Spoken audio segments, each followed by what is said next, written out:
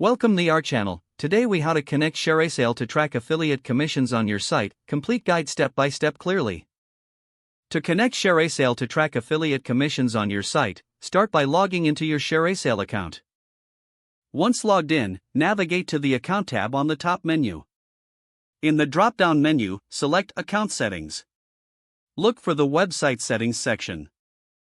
Here, you will need to ensure your site is listed correctly.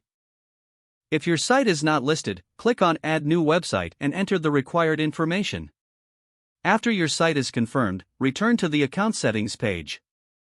Locate the Tracking Info section. You will find a tracking link provided by ShareASale. Copy this tracking link, as you will use it on your website. Next, log into your website's content management system. Navigate to the area where you want to place affiliate links. Paste the tracking link where appropriate. Make sure to customize any link text or buttons for better visibility. To test the link, click on it to ensure it redirects appropriately. Return to your ShareASale account and check the Reports tab. This will allow you to track the performance of your affiliate links. Monitor your reports regularly to see clicks and commission earnings.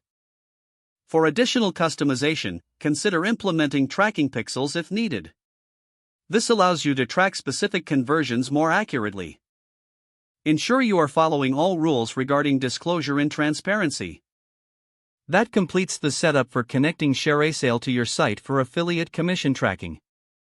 If the page does not load, refresh the browser or try again in a private or incognito window. Make sure you are using the correct email address, then retype it carefully to avoid small typos. If your password is not accepted, use the reset option and create a new strong password you can remember. Check your spam folder for verification or security emails, then complete any Enable two-factor authentication if available to improve account security and reduce unauthorized access risk. After signing in, review your profile details so your contact information and settings are accurate and current. If you see an error message, note it down and try again after restarting your device and internet connection.